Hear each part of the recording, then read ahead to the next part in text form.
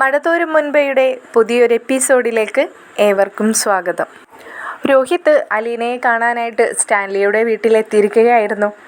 അലീനയും രോഹിത്തും തമ്മിൽ ഒരുപാട് സംസാരിക്കുകയും രോഹിത്തിനെ അധിക്ഷേപിക്കുന്ന പോലെ സ്റ്റാൻലി സംസാരിക്കുമ്പോൾ അതിനെതിർത്ത് അലീനയും സംസാരിക്കുന്നുണ്ടായിരുന്നു. ഇതൊക്കെ കേട്ടുകൊണ്ട് സ്റ്റാൻലിയും അവിടെ നിന്നും എഴുന്നേറ്റ് പോവുകയായിരുന്നു. സ്റ്റാൻലിയുടെ സ്വഭാവ രീതികളൊക്കെ കണ്ട് രോഹിത്തിന് വല്ലാത്ത വിഷമം തോന്നുന്നുണ്ട്. എവിടെ പോയാലും ചേച്ചിക്ക് ഇതൊക്കെ തന്നെയാണോ അവസ്ഥ? ചേച്ചിയോട് ഇങ്ങനെയൊക്കെ പെരുമാറാനായിട്ട് എവിടെയായാലും ആൾക്കാരൊക്കെ ഉണ്ടാവുമല്ലോ എന്നെല്ലാം രോഹിത്ത് അലീനയോട് തന്നെ നേരിട്ട് ചോദിക്കുമ്പോൾ അലീന പറയുന്നുണ്ട്, നീ വിചാരിക്കുന്നത് പോലെയൊന്നുമല്ല. പപ്പയ്ക്ക് അങ്ങനെ കുറച്ച് സ്വഭാവ രീതികളൊക്കെ ഉണ്ടെങ്കിലും എന്നോട് വലിയ കാര്യമാടാ, എനിക്കിവിടെ സുഖമാണ്, നീ അതൊന്നും ആലോചിച്ച് വിഷമിക്കാനൊന്നും നിൽക്കരുതെന്നൊക്കെ അലീന രോഹിത്തിനോട് പറയുന്നുണ്ട്. അതുകൂടാതെ രോഹിത്തിനോടായി അലീന പറയുന്നുണ്ട്, ദേ ഇവിടെ ഈ നടന്ന കാര്യങ്ങളൊന്നും ചെന്ന് നീ ഇനി അവരോടൊന്നും പറയാൻ നിൽക്കണ്ട. നീ ഇപ്പോൾ ചിന്തിച്ച പോലെ തന്നെ ആയിരിക്കും അവർ ഇവിടുത്തെ കാര്യങ്ങൾ ചിന്തിച്ചെടുക്കാൻ പോകുന്നത്. അതുകൊണ്ടാണ് ഇപ്പോഴേ നിന്നോട് പ്രത്യേകമായിട്ട് പറയുന്നതെന്നൊക്കെ പറഞ്ഞുകൊണ്ട് രണ്ടുപേരും കിച്ചണിൽ പോയി രാത്രികൽക്കുള്ള ഭക്ഷണമൊക്കെ റെഡിയാക്കുകയാണ്. കിച്ചണിൽ നിന്ന് സംസാരിക്കുമ്പോഴും അലീന രോഹിത്തിനോട് ചോദിക്കുന്നുണ്ട്, എന്തായി രോഹിത്തെ വീട്ടിലെ കാര്യങ്ങൾ? അമ്മ നിങ്ങളോടെല്ലാവരോടും ഇണങ്ങി സംസാരിക്കുന്നൊക്കെ ഉണ്ടോയെന്ന്. അപ്പോൾ രോഹിത്ത് അലീനയോട് പറയുന്നുണ്ട്, അതെന്ത് ചേച്ചി, അമ്മ തിരിച്ചു വന്നാലും എല്ലാവരുടെയും മാനസികാവസ്ഥ ഇതൊക്കെ തന്നെ ആയിരിക്കുമെന്ന് ചേച്ചി പോരുന്നതിന് മുമ്പേ തന്നെ എല്ലാവരും പറഞ്ഞതല്ലേ. എന്നാലും ചേച്ചിക്കല്ലായിരുന്നോ വാശി അമ്മയെ തിരിച്ചവിടെ കൊണ്ടുവരണമെന്ന്? ഇപ്പോൾ കൊണ്ടുവന്നിട്ടും വലിയ കാര്യമൊന്നും ഉണ്ടായിട്ടില്ല. അമ്മ മറ്റുള്ളവരോട് പെരുമാറുന്ന രീതികളൊക്കെ അതേപോലെ തന്നെയാണ്. അതുകൊണ്ട് അമ്മയ്ക്ക് തിരിച്ചു കിട്ടുന്നതും അതേ രീതിയിലുള്ള സംസാരങ്ങളൊക്കെ തന്നെയാണ്. അതിന് ആരെയും ഒരു കുറ്റവും പറഞ്ഞിട്ട് കാര്യമില്ല എന്നൊക്കെ അലീനയോട് രോഹിത്ത് പറയുന്നത് കേട്ടിട്ട് അലീന പറയുന്നുണ്ട്, അങ്ങനെയൊന്നും ആവാൻ പാടില്ല.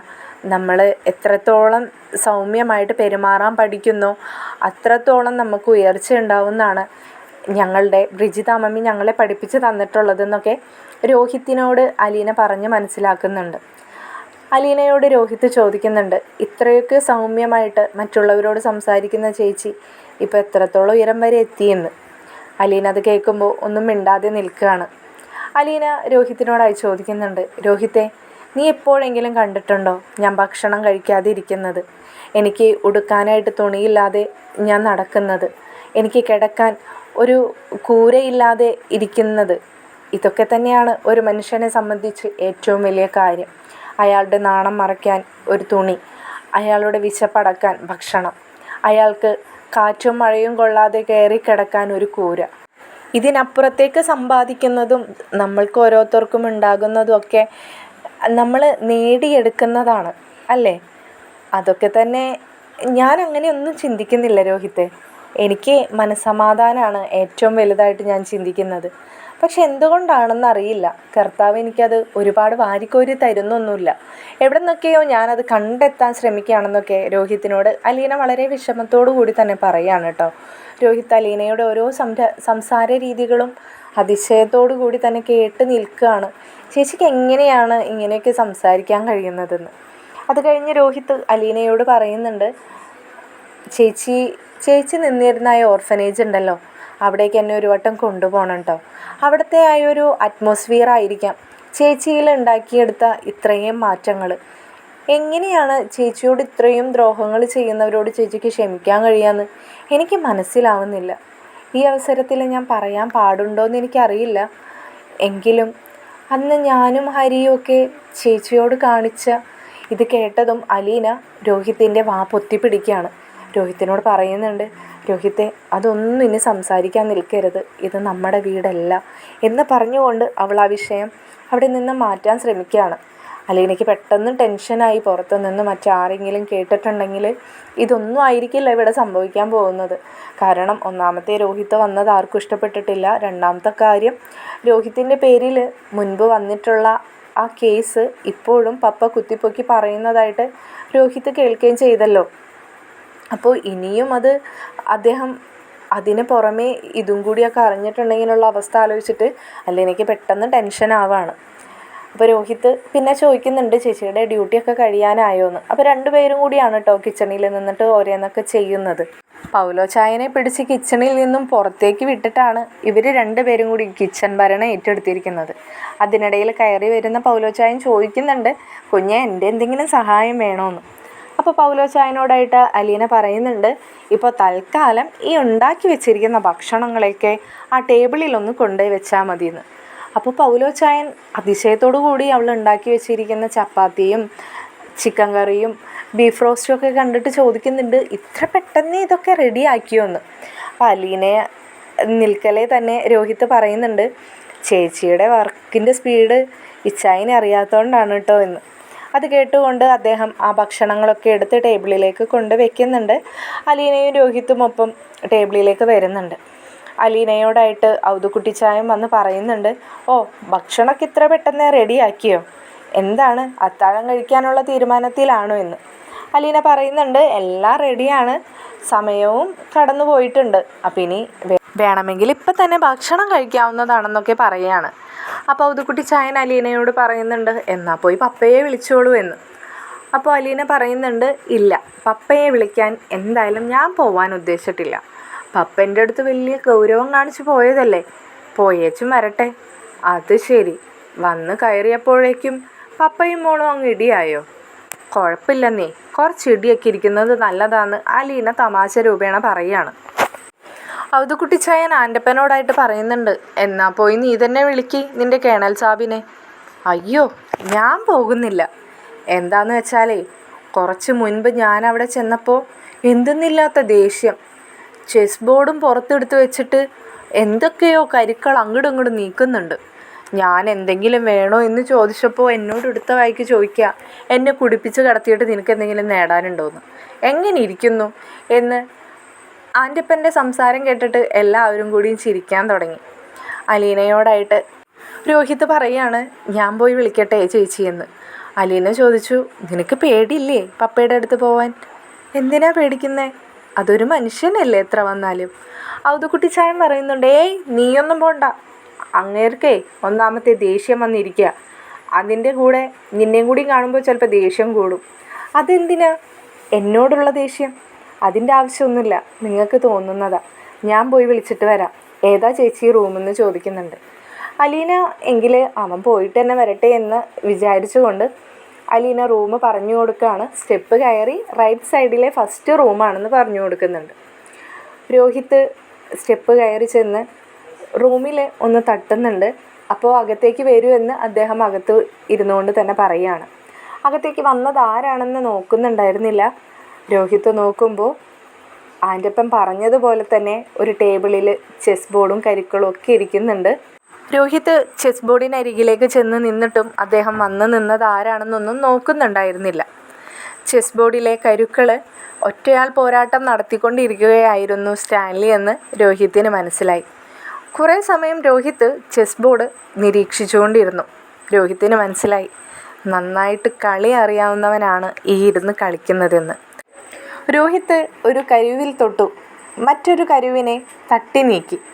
ഇത് കണ്ടതും വന്നു നിന്ന ആളെ അപ്പോഴായിരുന്നു സ്റ്റാൻലി നോക്കിയത്. താൻ ഇത്രയും സമയം നോക്കിയിട്ടും അങ്ങനെ ഒരു മൂവ്മെൻറ്റ് അതിൽ കണ്ടില്ലല്ലോ എന്നായിരുന്നു സ്റ്റാൻലിയുടെ ചിന്ത. സ്റ്റാൻലിക്ക് മനസ്സിലായി വന്നു നിന്ന ആൾക്ക് അത്യാവശ്യം ചെസ് അറിയാമെന്ന്. സ്റ്റാൻലിക്ക് അതിശയവും സന്തോഷവും തോന്നി തനിക്കെതിരായിട്ട് ഒരാൾ വന്നു നിന്ന് കളിക്കുന്നത് കണ്ടിട്ട്. രോഹിത്തിൻ്റെ മുഖത്ത് നോക്കി അദ്ദേഹം പറഞ്ഞു, നിനക്ക് കളിക്കണമെന്നുണ്ടെങ്കിൽ നീ അവിടെ ഇരുന്നോ. രോഹിത്തിനോട് വളരെ നല്ല രീതിയിലുള്ള പെരുമാറ്റം കണ്ടപ്പോൾ രോഹിത്തിനും സന്തോഷമായി. രോഹിത്ത് ഒരു ചെയർ വലിച്ച് സ്റ്റാൻലിയുടെ അഭിമുഖമായിട്ടിരുന്നു. രണ്ടുപേരും തകർത്തുള്ള ചെസ്സ് കളിയിലാണ്. നീയെ ചെസ്സ് പഠിച്ചിട്ടുണ്ടോ, കോച്ചിങ് ചെയ്തിട്ടുണ്ടോ എന്നൊക്കെ ചോദിക്കാൻ തുടങ്ങി സ്റ്റാൻലി. രോഹിത്ത് സ്റ്റാൻലിയോടായിട്ട് പറഞ്ഞു, ഞാൻ സ്കൂളിൽ ചാമ്പ്യനായിരുന്നു, 1-2 വട്ടം സ്റ്റേറ്റിലും പോയിട്ടുണ്ടെന്നൊക്കെ. സ്റ്റാൻലിക്ക് വളരെ സന്തോഷം തോന്നി. അവർ തമ്മിലുള്ള ചെസ്സ് വിശേഷങ്ങൾ തുടരെ അലീന താഴെ ഇരുന്ന് പറയാൻ തുടങ്ങി. രണ്ടുപേരെയും കാണുന്നില്ലല്ലോ, ചാച്ചൻ ഒന്ന് പോയി നോക്കൂ എന്ന്. ചാച്ചൻ പറഞ്ഞു, നീ തന്നെ പോയാൽ മതി, ആ പയ്യനെ മുകളിലേക്ക് കയറ്റിവിട്ടത് നീ തന്നെയല്ലേ, പിന്നെ ആരോടായി പറയുന്നതെന്ന്. അലീന ആരും പോവാൻ കൂട്ടാക്കാത്തത് കണ്ടപ്പോൾ അവൾ തന്നെ പോകാനായി തീരുമാനമെടുത്തു. മുകളിൽ ചെന്ന് അലീന നോക്കുമ്പോൾ രണ്ടുപേരും ഇരുന്ന് ചെസ്സ് കളിക്കുകയാണ്. അലീനയുടെ മനസ്സിൽ അറിയാതെ ഒരു ചിരിയാണ് വന്നത്. എങ്കിലും തൻ്റെ പപ്പയുടെ മുമ്പിൽ അവൾ വെച്ചിരിക്കുന്ന ആ ഗൗരവം വിട്ടുകൊടുക്കാൻ അലീന തയ്യാറല്ലായിരുന്നു. അതുകൊണ്ട് തന്നെ അലീന വളരെ ഗൗരവത്തോടു കൂടി രോഹിത്തിനോട് ചോദിക്കുന്നുണ്ട്, നീ ആൾ കൊള്ളാലോ, ഭക്ഷണം കഴിക്കാൻ വിളിക്കാൻ വന്ന ആളും വിളിച്ച് കൊണ്ടുപോവാനായിട്ട് വന്ന ആളും രണ്ടുപേരും കണക്ക് തന്നെ. അവിടെ ഇരുന്ന് കളിക്കുകയാണല്ലേ. രണ്ടുപേരും വന്ന് ഭക്ഷണം കഴിച്ചിരുന്നുവെങ്കിൽ എനിക്ക് എൻ്റെ കിച്ചൺ ഡ്യൂട്ടി കംപ്ലീറ്റ് ചെയ്യാമായിരുന്നു എന്ന് അലീന വളരെ ഗൗരവത്തോടു കൂടി പറയുമ്പോൾ സ്റ്റാൻലി പറയുന്നുണ്ട്, എങ്കിൽ പിന്നെ നമ്മളായിട്ട് ആരെയും ബുദ്ധിമുട്ടിക്കണ്ട, അങ്ങ് പോയി കഴിച്ചേക്കാമെന്നു. മൂന്ന് പേരും കൂടി സ്റ്റെപ്പ് ഇറങ്ങി താഴേക്ക് വന്നു. ഡൈനിങ് ടേബിളിൻ്റെ ചുറ്റുമായിട്ട് എല്ലാവരും ഇരുന്നു. ഭക്ഷണം കഴിക്കുന്നതിനിടയ്ക്ക് സ്റ്റാൻലി രോഹിത്തിനോടായി ചോദിക്കുന്നുണ്ടായിരുന്നു, നീ എന്നാണ് ഇനി ബാംഗ്ലൂർക്ക് തിരിച്ചു പോകുന്നത്, എന്നാണ് നിനക്ക് ക്ലാസ് തുടങ്ങുന്നതെന്നൊക്കെ. അപ്പോൾ രോഹിത്ത് പറഞ്ഞു, എനിക്ക് ക്ലാസ് തുടങ്ങാനായിട്ട് എങ്ങനെയാണെന്ന് ഉള്ള വിവരമൊന്നും അവിടെ നിന്ന് വന്നിട്ടില്ല, പെട്ടെന്ന് ചെല്ലേണ്ടി വരുമെന്നാണ് പറഞ്ഞത്. അപ്പോൾ ഇനി ചേച്ചിയെ കാണാനായിട്ടുള്ള സമയം കിട്ടിയില്ലെങ്കിലോ എന്ന് കരുതിയിട്ടാണ് ഇന്ന് തന്നെ പോരാനായിട്ട് തീരുമാനം എടുത്തതെന്നൊക്കെ. അതിനിപ്പോൾ എന്തായാലും നിനക്ക് ബാംഗ്ലൂർക്ക് പോകാനായിട്ടുള്ള സമയം കുറച്ചുണ്ടാവുമല്ലോ, നീ വേണമെങ്കിൽ 1-2 ആഴ്ച ഇവിടെ നിന്നിട്ട് പോയാൽ മതിയെന്നൊക്കെ. അലീനയ്ക്ക് വളരെ അതിശയമാണ് തോന്നിയത്. കാരണം ഇത്ര പെട്ടെന്ന് ഒരാൾക്ക് മനസ്സ് മാറാൻ പറ്റുമോ? കുറച്ച് മുമ്പല്ലേ ഇവനെയും ചീത്ത പറഞ്ഞ് അങ്ങ് പോയതെന്നൊക്കെ. അലീന അപ്പോഴും പപ്പയോട് സംസാരിക്കുന്നൊന്നും ഉണ്ടായിരുന്നില്ല. അവർ പരസ്പരം അങ്ങോട്ടും ഇങ്ങോട്ടുമൊക്കെ സംസാരിക്കുന്നുണ്ടെങ്കിലും പപ്പയും മോൾക്കും പരസ്പരം ഗൗരവം നിലനിന്നുകൊണ്ട് തന്നെ ഇരിക്കുകയായിരുന്നു. അങ്ങനെ ഭക്ഷണം കഴിക്കലൊക്കെ കഴിഞ്ഞു. സ്റ്റാൻലി രോഹിത്തിനോട് ഗുഡ് നൈറ്റ് പറഞ്ഞുകൊണ്ട് തൻ്റെ റൂമിലേക്ക് പോവുകയും ചെയ്തു. രോഹിത്തും അലീനയും നേരത്തേലത്തെ പോലെ തന്നെ കിച്ചണൊക്കെ ഒതുക്കി വെച്ച് കിടക്കാനുള്ള തയ്യാറെടുപ്പിലായിരുന്നു. അലീന രോഹിത്തിനോട് പറയുന്നുണ്ട്, ബാക്കിയുള്ള കാര്യങ്ങളൊക്കെ പൗലോച്ചായനുള്ളതാ, നീ ഇങ്ങ് പോര്, നിനക്കുള്ള ബെഡ്റൂം ഏതാണെന്ന് ഞാൻ കാണിച്ചു തരാമെന്ന് പറഞ്ഞുകൊണ്ട് അലീനയും രോഹിത്തും കൂടി രോഹിത്തിനായിട്ടുള്ളൊരു റൂമിലേക്ക് പോവുമായിരുന്നു. അവിടെ ചെന്ന് അവർ രണ്ടുപേരും കട്ടിലിൽ ഇരുന്ന് സംസാരിക്കുകയാണ്. രോഹിത്തിനോട് അലീന ചോദിക്കുന്നുണ്ട്, നീ ഓക്കെ അല്ലേ, നിനക്ക് വിഷമമൊന്നുമില്ലല്ലോ ഇപ്പോൾ എന്ന്. ഇല്ല ചേച്ചി പറഞ്ഞത് ശരിയാട്ടോ, അദ്ദേഹത്തിൻ്റെ സ്വഭാവം പെട്ടെന്നാണല്ലോ ചേഞ്ച് ആയിക്കൊണ്ടിരിക്കുന്നതെന്ന്. അലീന അപ്പോൾ രോഹിത്തിനോട് പറയുന്നുണ്ട്, അതത്രേ ഉള്ളൂടാ, ഞാൻ ഇത്രയും ദിവസം കൊണ്ട് മനസ്സിലാക്കിയതല്ലേ എന്ന്. അപ്പോൾ രോഹിത്ത് പറയുന്നുണ്ട്, ചേച്ചിയെ പോലെ മനുഷ്യന്മാരെ മനസ്സിലാക്കാനുള്ള കഴിവ് മറ്റാർക്കും കിട്ടിയിട്ടില്ലെന്നാണ് ഞങ്ങൾക്ക് തോന്നാറ്, ഞങ്ങളത് വീട്ടിലടക്കി സംസാരിക്കാറുണ്ടെന്നൊക്കെ പറയുന്നുണ്ട്. ആ കൂട്ടത്തിൽ അലീന രോഹിത്തിനോട് ചോദിക്കുകയാണ്, കുറേ സമയമായി എൻ്റെ മനസ്സിൽ ഒരു കരട് കിടക്കുന്ന പോലെ, നിനക്കെന്തോ സംസാരിക്കാനുണ്ടെന്ന് പറഞ്ഞല്ലോ, അതുകൊണ്ട് പറയുന്നതാ. എന്താടാ ഇത്രയ്ക്ക് സീരിയസ് ആയിട്ട്? വേറെ ഒന്നുമല്ല ചേച്ചി, എനിക്ക് മനുവേട്ടൻ്റെ കാര്യം തന്നെ പറയാനാ. ഇതായിരുന്നോ ഇത്? ഇത്ര വലിയ പ്രശ്നമാക്കി നിങ്ങൾക്ക് എന്നോട് പറയാനുണ്ടോ? ഞാൻ വല്ലാതെ ആയിപ്പോയെന്ന് അലീന പറയുന്നുണ്ട്. അപ്പോൾ രോഹിത്ത് പറയുന്നുണ്ട്, അതെന്താ മനുവേട്ടൻ്റെ കാര്യം അത്ര സിമ്പിളാണോ ചേച്ചിക്ക് ആകെ ഉണ്ടായിരുന്ന ഒരു സമാധാനവും സന്തോഷവും മനുവേട്ടനായിരുന്നില്ലേ? എന്നിട്ടെന്താ ഇപ്പോൾ ഇങ്ങനെ പറയുന്നത്? അതുകൊണ്ടല്ലടാ, എനിക്കറിയാം മനുവേട്ടൻ എനിക്ക് വേണ്ടി ഒരുപാട് കാലം കാത്തിരിക്കുമെന്നും എല്ലാം എനിക്കറിയാം. പക്ഷേ അത് വേണ്ടെന്നാണ് ഞാൻ മനുവേട്ടനോട് പറഞ്ഞത്. എന്തായാലും അത് സംഭവിക്കുന്നിടത്ത് വെച്ച് സംഭവിക്കട്ടെ, നല്ലതാണെങ്കിലും ചീത്തയാണെങ്കിലും. പിന്നെ ഞാൻ വിശ്വസിക്കുന്നൊരു സത്യമുണ്ട്, എനിക്ക് വിധിച്ചതാണെങ്കിൽ എത്ര കാലം കഴിഞ്ഞിട്ടായാലും എന്നിലേക്ക് തന്നെ വന്നു ചേരും. ഇപ്പോൾ കണ്ടില്ലേ, ഒട്ടും പ്രതീക്ഷിക്കാതെ 23 വർഷങ്ങൾക്ക് ശേഷം അച്ഛൻ, അമ്മ, സഹോദരങ്ങൾ, ഇനി ആരൊക്കെയാണ് വരാനിരിക്കുന്നതെന്ന് ദൈവത്തിന് മാത്രമേ അറിയുള്ളൂ. എന്നോടാണോ നീ ഈ പറഞ്ഞു തരുന്നതെന്ന് അലീന ചോദിക്കുന്നുണ്ട്. രോഹിത്ത് പറയുന്നുണ്ട്, മനുവേട്ടൻ്റെ വിഷമം കണ്ട് പറഞ്ഞു പോയതാണ്. ചേച്ചിക്ക് ആകെ മനസ്സ് മരവിച്ചു പോയില്ലേ? ഞങ്ങളുടെ വീട്ടിൽ വന്നിട്ട് നല്ലതൊന്നും സംഭവിച്ചിട്ടില്ല അല്ലേ ചേച്ചി എന്ന് അലീനയോട് രോഹിത്ത് ചോദിക്കുമ്പോൾ അലീന പറയാണ്, അങ്ങനെയൊന്നുമില്ല രോഹിത്തെ, നിനക്കത് വെറുതെ തോന്നുന്നതാ. പിന്നെ ഞങ്ങളുടെ വീടെന്നൊന്നുമില്ല, നമ്മുടെ വീടല്ലേ അത്. അവിടെ നമ്മുടെ വീട്ടിലാവുമ്പോൾ നല്ലതും ചീത്തയും ഒക്കെ സംഭവിക്കും. അതെല്ലാ വീട്ടിലും സംഭവിക്കുന്നത് തന്നെയാണ്. നീ അങ്ങനെയൊന്നും ആലോചിച്ച് വിഷമിക്കാനൊന്നും നിൽക്കണ്ട.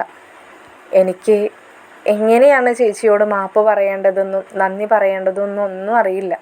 എനിക്കറിയാം ചേച്ചിയുടെ മനസ്സിൽ അതൊന്നുമില്ല എന്ന്. എങ്കിലും ചേച്ചിയെ നേരിട്ട് കണ്ട് ചേച്ചിയുടെ അനുഗ്രഹം വാങ്ങണം. ചേച്ചിയോട് ഒരിക്കൽ കൂടി ക്ഷമ പറയണം എന്നൊക്കെ മനസ്സുകൊണ്ട് തോന്നുകയാണെന്ന് രോഹിത്ത് പറയുമ്പോൾ അലീന പറയുകയാണ്, അതിപ്പോൾ നീ ഇവിടെ വന്ന് എന്നോട് അനുഗ്രഹിക്കാൻ പറഞ്ഞാലും അവിടെ ഇരുന്ന് ഫോണിലൂടെ പറഞ്ഞാലും എൻ്റെ പ്രാർത്ഥനയിൽ എന്നും നിങ്ങൾ മാത്രമല്ലേ ഉള്ളൂ രോഹിത്തെ. എനിക്കിനി പ്രാർത്ഥിക്കാൻ വേറെ ആരാ ഉള്ളതെന്നൊക്കെ പറയുന്നുണ്ട്. അലീന രോഹിത്തിനോട് പറയുന്നുണ്ട്, നീ ഇനി മനസ്സിൽ ആ വിഷമങ്ങളൊന്നും വെക്കരുത്. നിൻ്റെ മനസ്സ് ക്ലിയർ ആക്കിയിട്ട് വേണം നീ ബാംഗ്ലൂരിലേക്ക് പുതിയ കോളേജിലേക്ക് പോകാൻ. അവിടെ ചെന്നിട്ട് നിന്നെക്കുറിച്ച് ഒരു മോശമായ ഒരു കാര്യം പോലും സംഭവിക്കാൻ പാടില്ല. ഇവിടെ നിന്ന് അങ്ങോട്ട് നിന്നെക്കുറിച്ച് ഞാൻ നല്ലത് മാത്രമേ കേൾക്കാൻ പാടുള്ളൂ കേട്ടോ രോഹിത്തെ. ചേച്ചിയുടെ മനസ്സിൽ ഇനി എന്നെക്കുറിച്ച് ഒരു സംശയമൊന്നും വേണ്ട. ഇനി എന്നും ഞാൻ നല്ലത് തന്നെയായിരിക്കും. ആ കാര്യത്തിൽ ഞാൻ ചേച്ചിക്ക് ഉറപ്പ് തരുന്നു എന്ന് പറയുകയാണ്. അലീന പറയുന്നുണ്ട്, സമയം ഒരുപാട് കടന്നുപോയി, നീ കിടന്നുറങ്ങാൻ നോക്കുമെന്ന് പറയുന്നുണ്ട്. ബെഡ്ഷീറ്റൊക്കെ ഒരിക്കൽ കൂടി കുടഞ്ഞ് വിരിച്ചിട്ടിട്ട് രോഹിത്തിനോട് പോയി കിടന്നുറങ്ങിക്കോളൂ കേട്ടോ എന്ന് പറഞ്ഞുകൊണ്ട് അവൻ്റെ മുഖത്തിട്ട് ഇങ്ങനെ തട്ടുകയാണ്. രോഹിത്തും അലീനയോട് ഗുഡ് നൈറ്റൊക്കെ പറയുന്നുണ്ട്. അലീന പുറത്തേക്ക് ഇറങ്ങി അവൻ്റെ റൂമിൻ്റെ ഡോറ് പതിയെ ചാരിയിട്ട് കൊടുക്കുന്നുണ്ട്. അത് കഴിഞ്ഞ് അലീനയ്ക്ക് തന്നോട് പപ്പ ഗുഡ് നൈറ്റ് പറയാതെയാണല്ലോ പോയതെന്ന മനോവിഷമം മനസ്സിൽ വീണ്ടും ഇങ്ങനെ കിടക്കാൻ തുടങ്ങി. അലീന പതിയെ പപ്പയുടെ റൂമിൻ്റെ ഫ്രണ്ടിൽ ചെന്ന് നിന്ന് നോക്കുകയാണ്, പപ്പ ഉറങ്ങിയായിരുന്നോ, തന്നോട് ഗുഡ് നൈറ്റ് ഒന്നും പറഞ്ഞില്ലല്ലോ എന്നൊക്കെ. ഇതേ സമയം അദ്ദേഹവും ഉറങ്ങിയിട്ടൊന്നും ഉണ്ടായിരുന്നില്ല, ഫോണിൽ എന്തോ നോക്കിക്കൊണ്ടിരിക്കുകയായിരുന്നു. അലീന ചിന്തിച്ചു, എനിക്ക് തോന്നുന്ന മനോവിഷമൊന്നും പപ്പയ്ക്ക് തോന്നുന്നില്ലല്ലോ, വളരെ കൂളായിട്ട് തന്നെയാണല്ലോ ഇരിക്കുന്നതെന്നൊക്കെ. എന്നാൽ അദ്ദേഹത്തിൻ്റെ ഫോണിലെ സ്ക്രീനിൽ അലീനയുടെ ഫോട്ടോ തന്നെയായിരുന്നു. അദ്ദേഹം മനസ്സുകൊണ്ട് അലീനയോട് സംസാരിക്കുകയായിരുന്നു. അലീന തിരിച്ച് തൻ്റെ റൂമിലേക്ക് തന്നെ വന്നു. അലീന ബെഡൊക്കെ വിരിച്ച് സമാധാനം ഉണ്ടായിരുന്നില്ല അലീനയ്ക്ക്, ഉറങ്ങാൻ കഴിയുന്നുണ്ടായിരുന്നില്ല. എന്തോ ഒരു മാനസിക അസ്വസ്ഥത അവളിൽ കഴിഞ്ഞു കൂടിക്കൊണ്ടിരിക്കുകയായിരുന്നു. വേണ്ടായിരുന്നു, ഫുഡ് കഴിക്കുന്ന സമയത്ത് പപ്പയോട് എന്തെങ്കിലുമൊക്കെ സംസാരിക്കായിരുന്നു. അങ്ങനെയായിരുന്നുവെങ്കിൽ ഈ മനോവിഷം അങ്ങ് മാറിക്കിട്ടിയേനെ. രോഹിത്തിൻ്റെ മുഖത്ത് നോക്കി പപ്പ അത് പറഞ്ഞതാ എന്നെ വല്ലാതെ വിഷമത്തിലാക്കിയത്. പപ്പ അങ്ങനെയൊന്നും പറയരുതായിരുന്നു. അവൻ ചെറിയ കുട്ടിയല്ലേ, അവനൊരു തെറ്റ് പറ്റിപ്പോയതാണെന്ന് കോടതിക്ക് പോലും മനസ്സിലായതുകൊണ്ടല്ലേ അവനെ വെറുതെ വിട്ടത്. പപ്പ ഒരു പട്ടാളക്കാരനല്ലേ, പപ്പയ്ക്ക് ചിന്തിക്കാവുന്നതല്ലേ ഉള്ളൂ. കോടതി ഒരാളെ ശിക്ഷയിൽ നിന്ന് ഒഴിവാക്കി വിടണമെങ്കിൽ കോടതിക്ക് അത്രയും ബോധ്യപ്പെടുന്ന എന്തെങ്കിലും തെളിവ് കിട്ടിക്കാണുന്നു. ഈ പപ്പ എന്താ ഇങ്ങനെ എന്നൊക്കെ അലീന ചിന്തിച്ചു കൊണ്ടിരിക്കുന്ന സമയത്ത് തന്നെ അലീനയുടെ റൂമിൻ്റെ അകത്തേക്ക് സ്റ്റാൻലി കടന്നു വരികയാണ്. ഡോറ് തുറക്കുന്ന ശബ്ദം അവൾ കേട്ടെങ്കിലും തിരിഞ്ഞു നോക്കാതെ തന്നെ ആ കാൽപെരുമാറ്റത്തിൽ നിന്നും അലീനയ്ക്ക് മനസ്സിലായിരുന്നു അത് തൻ്റെ പപ്പയാണെന്ന്. അതുകൊണ്ട് തന്നെ അവിടെ നിന്നും എഴുന്നേറ്റ് അതാരാണെന്ന് നോക്കാനൊന്നും അലീന നിന്നില്ല. പപ്പ വന്ന് എന്താണ് തന്നോട് പറയാൻ പോകുന്നതെന്നൊക്കെ അറിയാലോ എന്ന് കരുതി അലീന ഉറങ്ങിയ പോലെ അവിടെ അഭിനയിച്ച് തന്നെ കിടക്കുകയാണ്. സ്റ്റാൻലി അവളുടെ അരികിലേക്ക് വന്നു. ആ പുതപ്പെടുത്ത് അവളുടെ ശരീരത്തിലേക്ക് നല്ല രീതിയിൽ പുതച്ചു കൊടുത്തു. തലയിൽ പതിയെ തലോടി. അലീനയോടായി സ്റ്റാൻലി പറഞ്ഞു, നീ എൻ്റെ മകളാണ്, എനിക്ക് ഒരുപാട് വൈകി കിട്ടി എൻ്റെ മകൾ. പക്ഷേ എന്താണെന്നറിയില്ല, മനസ്സിൽ നിന്നോട് സംസാരിക്കാതിരിക്കുന്ന ഓരോ നിമിഷവും വല്ലാത്തൊരു വേദന കടന്നു പോകുന്നു. ഒരുപക്ഷെ ഒരുപാട് മുന്നേ നിന്നെ എനിക്ക് കിട്ടിയിരുന്നുവെങ്കിലെന്ന് പലപ്പോഴായി ഞാൻ ചിന്തിച്ചു പോവുകയാണ്. നിൻ്റെ കുട്ടിക്കാല ഓർമ്മകളൊന്നും എൻ്റെ മനസ്സിൽ തങ്ങി നിൽക്കുന്നില്ലല്ലോ എന്ന മനോവിഷമം. നിൻ്റെ ഇപ്പോഴുള്ള മുഖത്ത് നിന്നും ഞാൻ നിൻ്റെ കുട്ടിക്കാല മുഖം ചിന്തിച്ചെടുക്കാൻ ശ്രമിക്കുകയായിരുന്നു ഈ കണ്ട സമയങ്ങളിലും. അതങ്ങ് മനസ്സിൽ പതിഞ്ഞിരുന്നുവെങ്കിൽ വല്ലാത്തൊരു സന്തോഷം തോന്നുന്നു. എൻ്റെ അമ്മയുടെ മുഖഛായയുള്ള നിന്നെ കണ്ടപ്പോൾ തന്നെ മനസ്സുകൊണ്ട് എന്തെന്നില്ലാത്തൊരു സ്നേഹം നിന്നോട് എനിക്ക് തോന്നിപ്പോയി. ബാലചന്ദ്രൻ എൻ്റെ അരികിൽ വന്ന് നീ ഇങ്ങനെയൊരു മകൾ എനിക്കുണ്ടെന്ന് പറഞ്ഞു പോയതിന് ശേഷം ഞാൻ അയാളെ വിളിച്ചിരുന്നു. നീ എൻ്റെ മകളാണെന്ന് തെളിയിക്കാൻ മാത്രം എന്തെങ്കിലും അയാളുടെ കയ്യിലുണ്ടോ എന്നറിയാൻ. ഒരുപക്ഷെ അയാളെ പരിഹസിച്ചുകൊണ്ടായിരിക്കാം ഞാൻ അന്നത് ചോദിച്ചത്. അതോ ചാച്ചൻ പറഞ്ഞ ആ വാക്കിൽ നിന്നുമാണോ എന്നും അറിയില്ല. പക്ഷെ നിന്നെ വന്ന് കണ്ടപ്പോൾ മറ്റൊരു തെളിവിൻ്റെയും ആവശ്യമുണ്ടായില്ലല്ലോ മകളെ. കർത്താവായിട്ട് നിന്നെ സൃഷ്ടിച്ച് വിട്ടത് തന്നെ അങ്ങനെയായിരുന്നു. അലീനയ്ക്ക് ഒരിക്കലും അറിയാത്ത കാര്യങ്ങളായിരുന്നു സ്റ്റാൻലി അവളുടെ മുഖത്ത് നോക്കി അവൾക്കരികിലിരുന്ന് അയാൾ പറയുന്നുണ്ടായിരുന്നത്.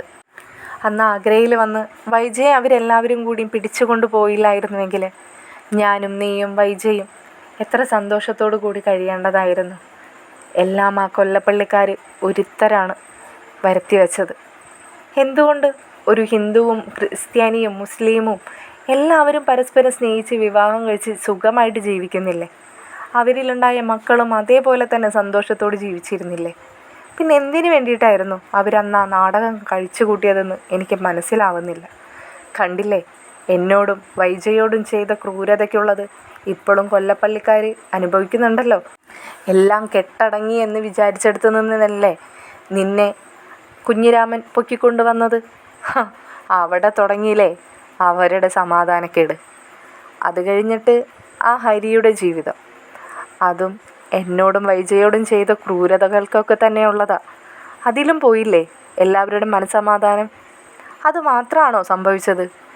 അവർ വൈജയെ കൊണ്ടുപോയതും അവരുടെ ആത്മാഭിമാനം രക്ഷിക്കാൻ എന്നാണ് അവർ പറഞ്ഞിരുന്നത്. ഇപ്പോൾ എവിടെ പോയി അവർ ഈ പറഞ്ഞ ആത്മാഭിമാനം? അതങ്ങനെയാണ്. ഒരിക്കൽ ചെയ്തതൊക്കെ മരിക്കുന്നതിന് മുമ്പ് ഇവിടുന്ന് തന്നെ, ഈ ഭൂമിയിൽ നിന്ന് തന്നെ വീടിയിട്ടേ അങ്ങെത്തുള്ളൂ.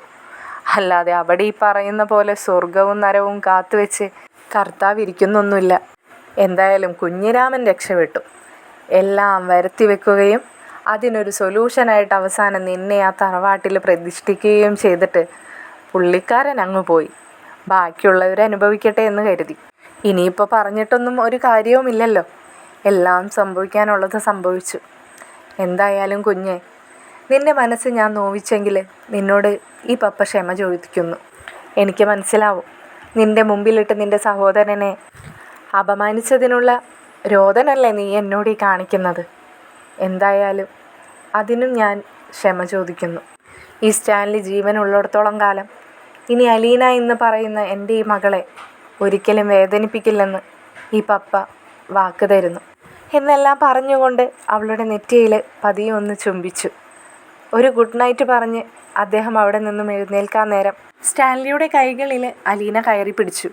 സ്റ്റാൻലി തിരിഞ്ഞ് അലീനയെ നോക്കുമ്പോൾ അവളുടെ കണ്ണുകളെല്ലാം നിറഞ്ഞൊഴുകുകയായിരുന്നു.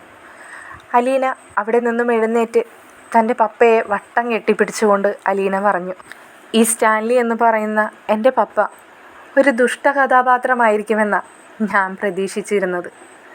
കാരണം എന്തിനു വേണ്ടിയിട്ട് ഒരു കുഞ്ഞിനെ ജന്മം നൽകാൻ വേണ്ടി ഒരു വൈജയന്തി എന്ന് പറയുന്ന സ്ത്രീയെ സ്നേഹിച്ച് പറ്റിച്ച് കടന്നു കളഞ്ഞ ഒരാളായിട്ട് എനിക്കറിയില്ലായിരുന്നു പപ്പ എന്തൊക്കെയാണ് ഇനിയും ഞാൻ അറിയാനുള്ളതെന്ന്. പപ്പയുടെ ജീവിതത്തിലും അമ്മയുടെ ജീവിതത്തിലും അതിനിടയ്ക്ക് എന്തൊക്കെയാണ് സംഭവിച്ചതെന്ന് എന്നോടൊന്ന് പറഞ്ഞു തരൂ. അമ്മയുടെ വയറ്റിൽ ഞാൻ ഉണ്ടായിരുന്ന ആ സമയത്ത് അമ്മയും പപ്പയും എങ്ങനെയാണ് സ്നേഹിച്ച് മുന്നോട്ട് ജീവിച്ചിരുന്നതെന്ന് എന്നോടൊന്ന് പറഞ്ഞു തരൂ. അതെങ്കിലൊക്കെ ഒന്ന് കേട്ടിട്ട് എനിക്ക് അല്പം സന്തോഷിക്കാമല്ലോ. പപ്പ കുറച്ച് മുമ്പ് പറഞ്ഞതുപോലെ എൻ്റെ കുട്ടിക്കാലം പപ്പയ്ക്ക് ഓർമ്മയില്ലെന്ന് പറഞ്ഞതുപോലെ തന്നെ എനിക്ക് ഒരു അച്ഛൻ്റെയോ അമ്മയുടെയോ സ്നേഹം ഒന്നും കിട്ടിയിട്ടില്ല. നിങ്ങൾ ആ പറയുന്ന കഥകളിൽ ഞാൻ അല്പം എന്നെ നിങ്ങളെങ്ങനെയാണ് വരവേൽക്കാൻ കാത്തിരുന്നതെന്ന് അത് കഴിഞ്ഞുള്ള കഥകൾ എനിക്ക് ഇമാജിൻ ചെയ്തെടുക്കാമല്ലോ. ഞാൻ വരുന്നു, എന്നെ സ്നേഹിക്കുന്ന എൻ്റെ പ്രിയപ്പെട്ട പപ്പയെയോ അമ്മയെയോ ഒക്കെ കുറിച്ചിട്ട്. എത്ര മനോഹരമായിരുന്നു അല്ലേ ആ ജീവിതം. പക്ഷേ ഞാൻ ആരെയും കുറ്റം പറയുന്നില്ല പപ്പ, കാരണം എല്ലാം എൻ്റെ വിധിയായിരിക്കാം. അലീനയുടെ വാക്കുകൾ സ്റ്റാൻലിക്കും സഹിക്കാൻ കഴിയുന്നുണ്ടായിരുന്നില്ല. തൻ്റെ മകളെ ഒരേന്ന് പറഞ്ഞ് വിഷമിപ്പിക്കേണ്ടിയില്ലെന്ന് സ്റ്റാൻലിക്കും തോന്നി. സ്റ്റാൻലി അലീനയുടെ തലയിൽ കൈവച്ച് അവളുടെ തലയിൽ തലോടിക്കൊണ്ട് തന്നെ പറയുകയാണ്, മോൾ ഒന്നും ആലോചിക്കണ്ട. ഇനിയുള്ള ജീവിതം അത് നല്ല രീതിക്ക് ആവണേ എന്ന് മാത്രം കർത്താവിനോട് പ്രാർത്ഥിക്കുക. ഒരിക്കൽ കൂടി നിന്നോട് ഈ പപ്പ വാക്ക് തരികയാണ്, ഈ പപ്പ ജീവിച്ചിരിക്കുന്നിടത്തോളം കാലം ഇനി എൻ്റെ മകൾ അനാഥയാവില്ല. തുടർന്നുള്ള എപ്പിസോഡുമായി മറ്റൊരു വീഡിയോയിലൂടെ കാണുന്നതായിരിക്കും. നിങ്ങൾക്ക് ഈ വീഡിയോസും ചാനലും ഇഷ്ടപ്പെടുന്നുണ്ടെങ്കിൽ ചാനൽ ലൈക്ക് ചെയ്യാനും കമൻറ്റ് ചെയ്യാനും ഹൈപ്പ് ചെയ്ത് സപ്പോർട്ട് ചെയ്യാനും സബ്സ്ക്രൈബ് ചെയ്യാനും മറക്കരുതേ. ശുഭരാത്രി.